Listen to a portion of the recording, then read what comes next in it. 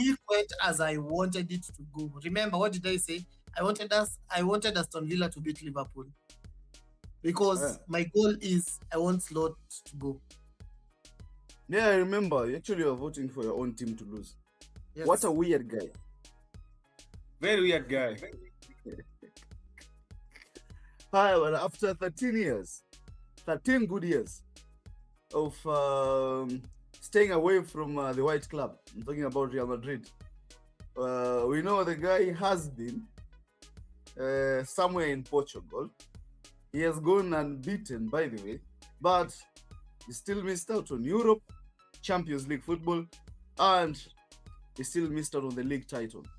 So saizi Real Madrid and Papa Perez sat down, wakakaa, they contemplated, and they saw it was best to bring back the one and only, the special one, Jose Mourinho, to Real Madrid.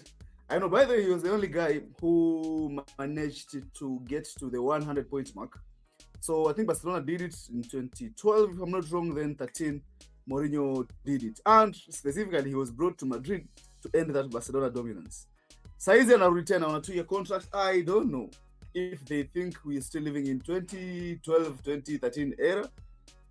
Maybe it's just a good decision. We never know, because we've seen Mourinho fail at Spurs, relatively fail at Manchester United, fail everywhere else he's gone post that Real Madrid spell. Kolo, wewe mtu ulikuwa na vote for Jose Mourinho last week hapa hivi. Are you happy now? I am ecstatic because the dominance, he's coming again to stop that dominance. The reality is Mourinho is a super coach.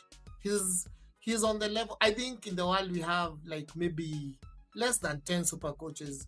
We have Pep, we have Klopp, we have Ancelotti. There are very few. So Mourinho coming back, I think it's actually going to restore. He's going to restore the balance in Spanish football. Yes. Wow, Mourinho is going to restore the balance. Look, I agree. Mourinho has been a good coach. Like, he has had a successful, solid career. But I think people are just living in that nostalgia or fantasy. I don't know. They think like tuko Mourinho, Chelsea Mourinho, tuko Porto Mourinho, the Inter Milan Mourinho. This is 26, my brother.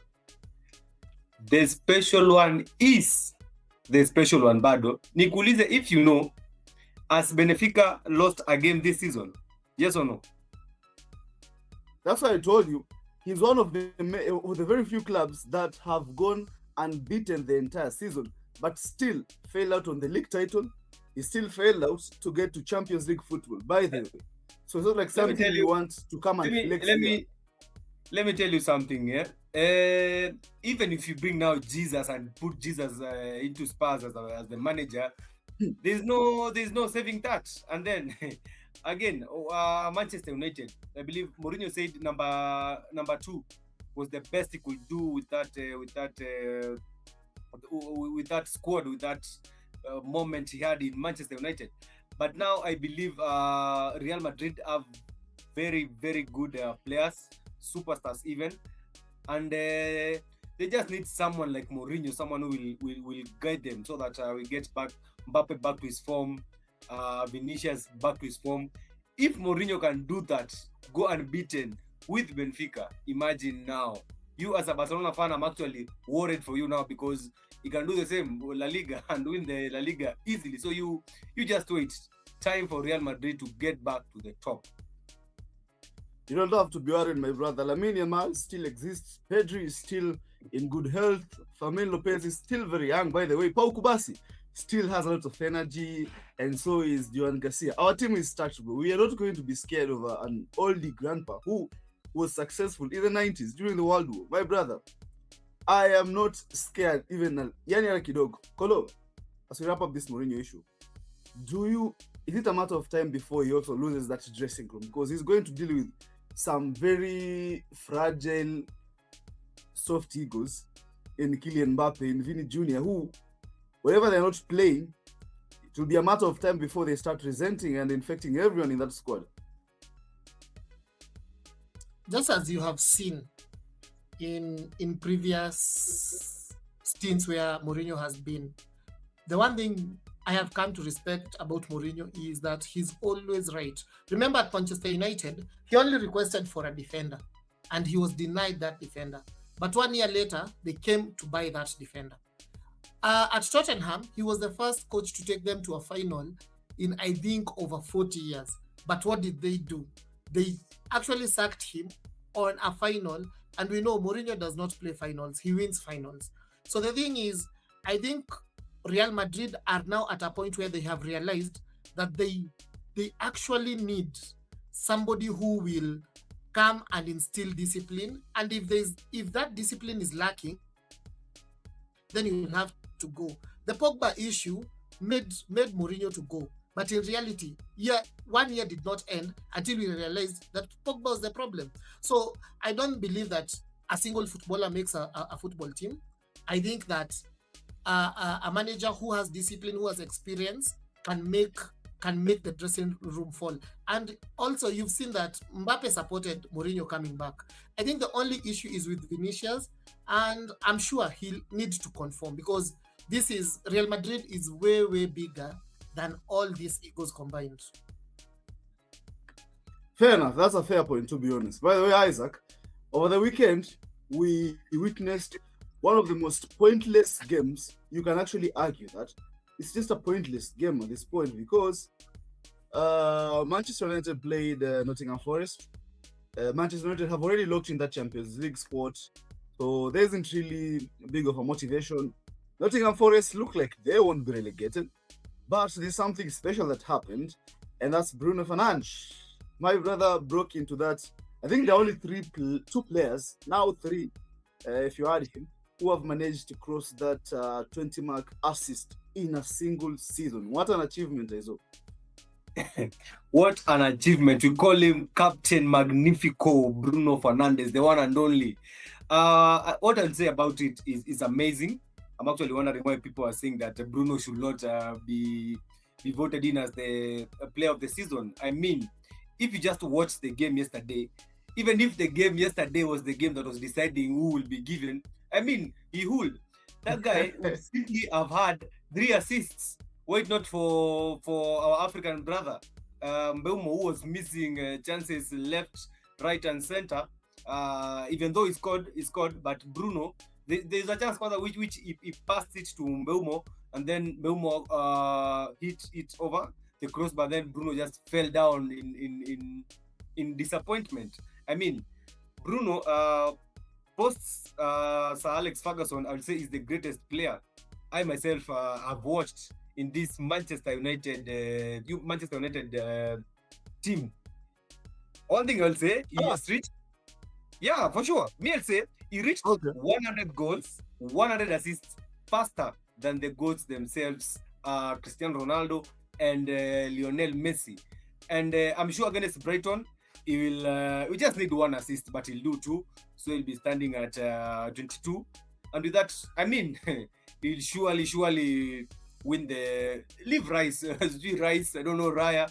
Yeah, 22 assists on this Manchester United team for sure. He will be the player of the season. One of the things that stand out before I come to that. By the way, you spoke about Mbeumo. That brother, I was watching that game, and if I'm being honest, that was a clean handball from Mbeumo. Before that ball ricocheted, and I think it was Cunha who scored that goal. Bro, and I know you're a Manchester United fan as well, but if you're being honest, that was a handball. Yeah, you are putting me in the crosshairs. But it was a handball. It was a handball, to be honest, because if Nottingham Forest, it happened at the other hand now, it was against us, I would surely be complaining because if you look, he actually controlled it a bit with his hand. So it was a handball, but again, I'll say he tried to move as the ball, he tried to move the hand away. But again, I saw a rule which says that if he's the one who scored, the goal would have been disallowed. But he hit it, then it hit 2 other players, then went to Cunha. But again, yeah, I believe it was a handball. But I mean, VR, it's a blessing and a curse at the same time. All right. 2002 2002-2003 season. That was the first time we saw a human being hit 20 assists in a single season. Thierry Henry. Of course, he went trophyless, but he won the league before and after. He went on to win the league title. 2019, if I'm not wrong, we saw Kevin De Bruyne also joining Henry in that table.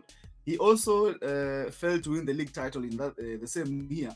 And now Bruno Fernandes, which is something very solid. I know the likes of Ozil have pasted, I think, 18 goals in a single season. Lampard has come close.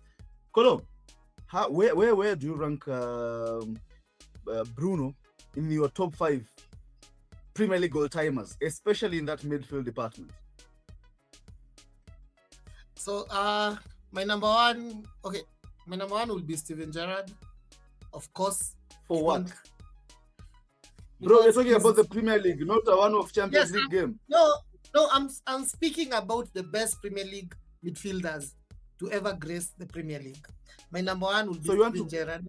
So Gerrard is the best Premier League midfielder, but he has never won the... Yes. Unfortunately, he was in a very funny team. My number 2 will actually go to Paul Scholes, because even Paul Scholes himself said that Gerrard was a better midfielder than him. Now, my number 3 will be Frank Lampard, because he's the greatest scoring midfielder ever. My number 4 will be N'Golo Kante.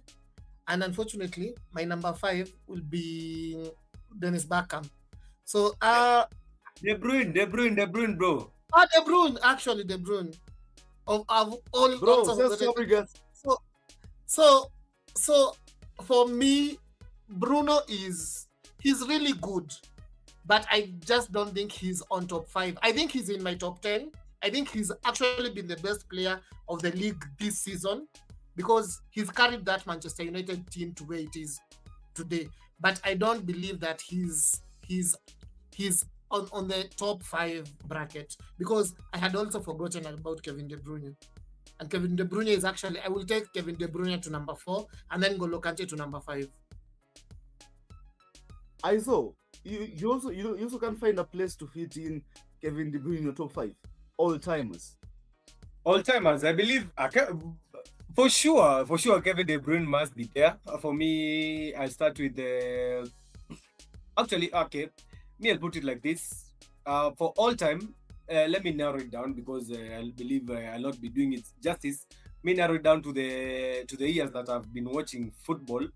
So yeah, Steven Gerrard, good shout, but I wouldn't put him number 1. I know Kolo is putting him there just because he's a Liverpool fan. What I can remember Steven Gerrard for is that sleep. The one is almost like Zoboslai wanted to do the same. So for me, number 1, I'll say, for the time I've watched, I'll go with Kevin De Bruyne, because of what he achieved in Chelsea and Man City.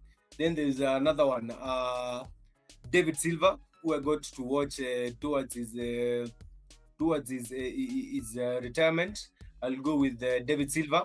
Then there is Bruno Fernandes. Then I'll go with Rodri, the Ballon d'Or winner. And then who can I give number 5? Rodri. Yeah, actually, Bernardo Silva. Great Bernardo player. Silva, David Silva. There's so many midfielders. Yep. Okay. All right. Away from Manchester United, Chelsea, of course, lost that trophy. But before you come to the cup game, there's this team here, Nuno Espirito and his West Ham. It's very hard for you to make a case against them and against relegation. I know Tottenham just need a point against Chelsea on Tuesday to effectively ensure they survive. But I would have really wanted West Ham to stay. Kolo, I'll say wanaweza saidika aje saizi West Ham, because it looks very hard for them now. The problem is, I think they're going to go down. I honestly think they're going to go down. Tottenham have made the necessary change that they needed to do. And you see, it's always, as I've always told you, the manager is the most important person in that team. Once Tottenham made the change in management, they've actually looked like a new team. And I think the way they've been playing their games has now had an effect in terms of it's affecting the West Ham players psychologically because they're trying to keep up with this team who were looking like they were going down, but it's like they've resurrected. So I just see West Ham playing in the championship, and I see them winning the championship next season and then coming back. All right, you see them coming back right after your team, brother. You were here on Friday, and we told you what kind of result would you want against Aston Villa. I asked you specifically if are we going to see a swap in positions between you and Aston Villa, and you kind of wanted your team to lose, and I'm sure you got your wish. How happy are you now that you prayed and wished for your team to lose, and they were beaten thoroughly well by Aston Villa on Friday? I was watching that game. 1 minute I'm looking at the scoreboard and it's I think 1-1 if I'm not wrong. The next time naona mambo yashafika 4. Hey,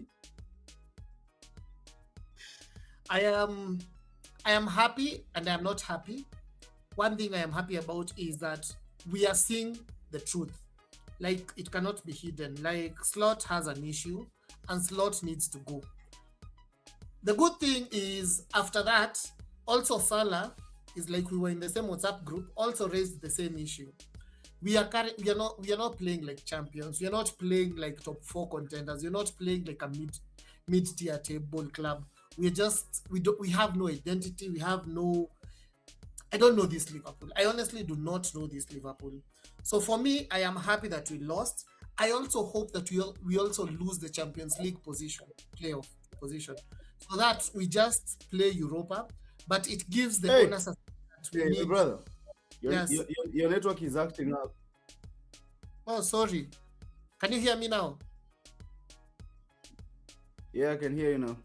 Yeah, so I was saying that I want to lose even the final game. I want to lose the Brentford game. I want us to lose, and I don't even want us to make it for Champions League. I think our owners need to see, like, to get it.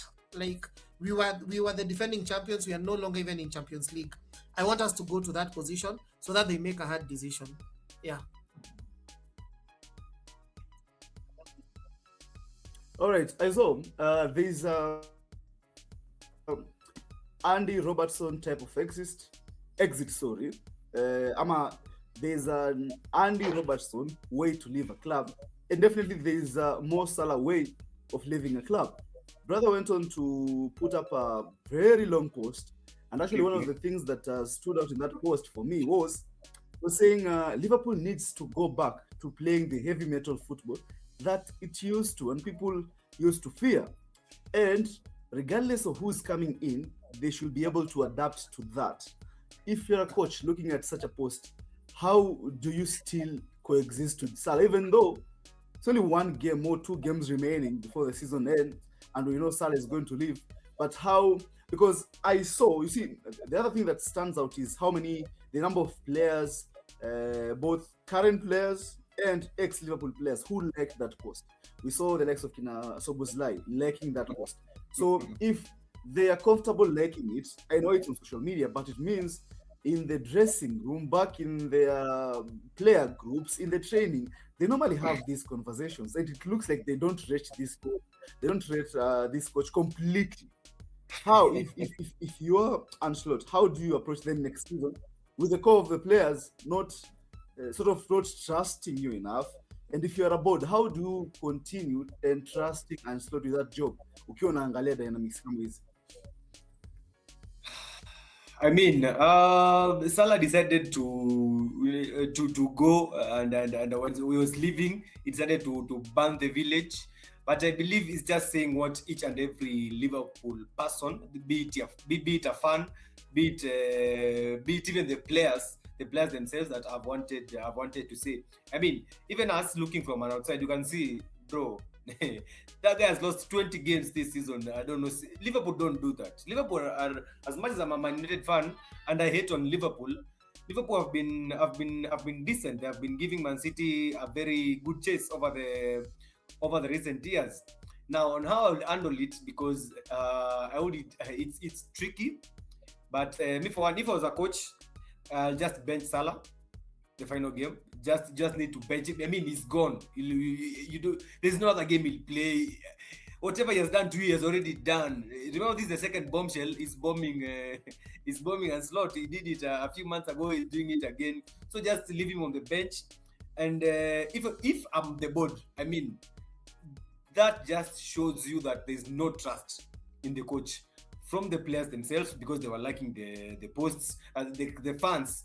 Me, I usually follow creators who create Liverpool content, and all of them are pissed off. So as a board, all I need to do is just let Ancelotti go, because it will come to back to bite you next season, because Ancelotti has proven he cannot play heavy metal football.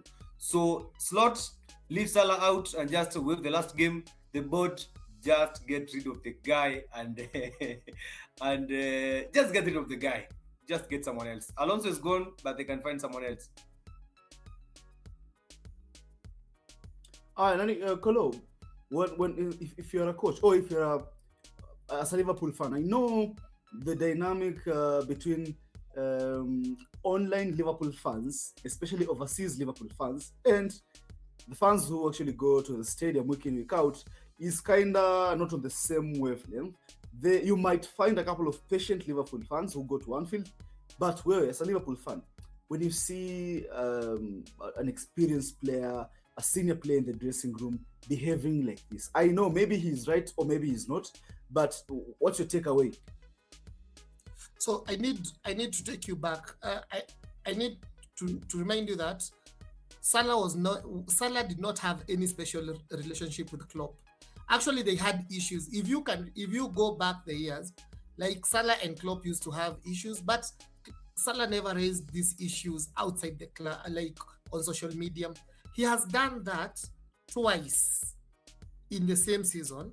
He has decided to leave the club 1 year before, yet he's one of the most paid players in the league. That tells you a lot. So that tells you that it is not business as usual. Liverpool are the club that is always very patient. We don't fire managers, we don't have issues. But already we have, like, one of the biggest campaigns that is currently going online is we should not buy Liverpool merchandise. So, and this is happening because, and this has never happened to Liverpool, because we normally trust the process. But this is the one process we are not going to trust at all. So I think, especially the fact that Salah, who is a very silent player, even Steven Gerrard said that Salah is a very silent player. The fact that he's coming out and talking about these issues, that should tell you that a lot is really wrong. Yeah. All right, your network is still misbehaving. Isaac, Chelsea announced Xabi Alonso as their new manager. Actually, they're not calling him the head coach. He is the new manager because he'll be helping also with the sporting department. He'll be actively involved in signings, in just restructuring the entire club, which has been a mess for a while, by the way. On Saturday, we went there. We were in Kangemi. We were covering the game live on ground with Chelsea fans and Manchester City fans. It was an interesting game. Someone would actually put a legit argument that a managerless Chelsea played one of their best games in a long time. But it was not enough to help them secure at least the FA Cup, because this time round, Erling Haaland was not on the far end of a cross or of an assist. He was the one who actually gave an assist through a very good cross, and what a backheel goal from Antoine Semenyo, by the way. I loved it. How did you leave that game where joto likuwa sote and pressure ilikuwa nyingi sana, updating, trying to record material na kila kitu, but still we managed to catch some actions in that game. How do you leave it? The game for me, I mean, apart from the goal, and a very, very, very good goal from Semenyo. And actually, I saw a stat somewhere, quite interesting, that Haaland has never scored in a final, which is a crazy stat if you look at it. But for the game, I mean, the game was good. Chelsea played good. But apart from the goal, as I was saying, it was a boring a boring game. People might disagree with me, but it was a boring game. Yeah, Chelsea tried, but again, the only thing that I'll say positive for Chelsea is in the game is that immediately after the game, Xabi Alonso was announced as their head coach. So it was kind of a bittersweet pill to swallow. But what I'll say about Xabi Alonso is Chelsea in itself. The problem is the coach. Yes, but it's just part of the problem, because if you look at Chelsea, let's say goalkeeper, they don't have a good keeper. Centre backs, you can argue maybe Colwill, but I mean even him is not world class. The midfield, they are good with Enzo and Caicedo. Up front maybe Joe Pedro and maybe Cole Palmer. Their wingers are just a bag of let me not say the word, but yeah, I believe Chelsea now they have got a good manager. Xabi Alonso is a tactical coach. What I'd fear is back three, because Manchester United went for the same tactical coach in Amorim, and you saw what happened. But yeah, it's a good signing for them. But without signing, I think they need like another £1 billion to sign some good experienced players, because they always sign young exciting players. But yeah, it's Alonso. He's supported well because he's the manager and brings his people or his players. Yeah, Chelsea will see a different Chelsea next season. Okay. I think Kolo has dropped, but your internet is also lagging in some bits. But I saw some reports, I think it was yesterday, about potentially Pep leaving Manchester City at the end of the season. And we know he's given everyone trouble. Everyone has been suffering under the hands of Pep Guardiola. I know he did the same in Spain. He went on to do it in Germany, and now he's doing it in England. Do you feel relieved some sort of way? You think maybe now we stand a chance to win a trophy in England if Pep Guardiola is to leave Manchester City? And as a rival, how do you rate his entire stint if the reports are to be true? How do you rate his stint at Manchester City and in English football in general? I'm super delighted that he's leaving, because as a manager is miles away from other Premier League managers. No offense to anyone, but yeah, his stint has been very good. I believe he changed English football, because before he came, yep. Aizo, sikusikii kabisa, una buffer, like your image is very still. It's not my image is very still. Tell me.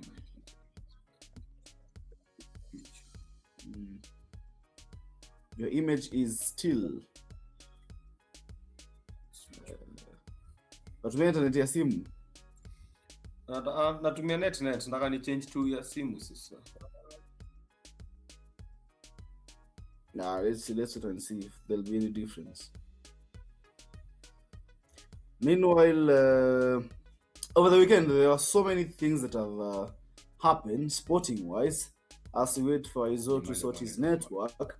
And in Kenya Police Bullets, it's a team that participates in the KWPL, that is FKF Kenya Women's Premier League, the top flight of Kenyan women's football, were announced, were coronated as the champions this season. Of course, after that 1-0 win against Madira Soka Assassins up in Police Circle Stadium. I think it's in South Sea. And it's their third title in a row, by the way. One in that campaign was an unbeaten season. So beautiful scenes. I was watching that game. I was called for an opportunity to commentate on that game, but I couldn't because Sunday is normally very packed for me. But still, I enjoy the game. It was amazing, and to see the girls receiving that trophy. There were so many people. The federation's president was there, and so many other dignitaries in the Kenyan football. Good news. And other news in South Africa, I think it's in Pretoria, at the Varsfield, the Loftus Varsfield Stadium. Mamelodi Sundowns, they have one leg on the CAF Champions League trophy after defeating AS FAR 1-0. Very good goal, a free kick goal from Aubrey Mudiba. It was a good free kick in the first half, and that solitary goal ensured Mamelodi Sundowns go into the second leg, which is supposed to happen on Sunday, with a goal advantage. But back at home, they might lose the league title, the PSL league title, to Orlando Pirates. If Orlando wins their next game, because yes, Mamelodi Sundowns are leading the log, just 2 points ahead of Orlando, but Orlando have a game in hand. So if they win their game in hand, then definitely they're going to win that trophy, and it will be the first time in around 6 years, if I'm not wrong, that Mamelodi Sundowns will have failed to win the league title. Wow, what a shift in powers in the SA football. Other interesting news were Gor Mahia. Yesterday, the 21 league champions are on the verge of their 22nd league title after they beat Muranga Seal 3-1 yesterday at the Nyayo National Stadium. Very good game that at some point looked like it was going to be a good context after, because Gor scored the first, and then King Joe there equalized. Then Gor Mahia were to take the lead and double their lead in the second half, which means now they are 4 points clear of AFC Leopard, who have taken the second position in the log. And next weekend, it looks like Gor Mahia will be confirmed champions in the Kenyan FKF Kenya Premier League. Aizo, are you back? Yeah, this is better. You're going to unmute your mic. And we were talking about... yeah, it's better. We were talking about Chelsea, right? I was telling you that Chelsea, well, I thought they played fairly well compared to their games or their performances recently, even though it was not enough for them to win. That's why I say the managerless Chelsea performed slightly better than I expected. Of course, City created chances after chances. Chelsea had a penalty claim that I don't think was a clear penalty. But now, after all the dust was settled, they announced Xabi Alonso, fresh from Real Madrid, of course, a league winner with Bayer Leverkusen in Germany, as their head coach, and not really head coach, as their manager, because he's going to take up the role of a manager and a coach. So he's going to be actively involved in their signings, transfers, and just restructuring the entire club, because it's been a mess for a while now. Do you see, is it a spark of bright light for Chelsea fans? Is it something to make them smile or look forward to next season? Because let's be honest, he mismanaged Real Madrid. You can say the players were ungovernable, but if you're the manager, then the buck stops with you and the blame also stops with you. For one, he did not mismanage Real Madrid. He did not mismanage Real Madrid at all, because if when he went, I believe Real were just 4 points off Barcelona. But now, once Arbeloa came in, it went south. It went south for Real Madrid. So I can say he did a good job, but just the egos in the dressing room of Real Madrid, him being a young coach, could not hold up.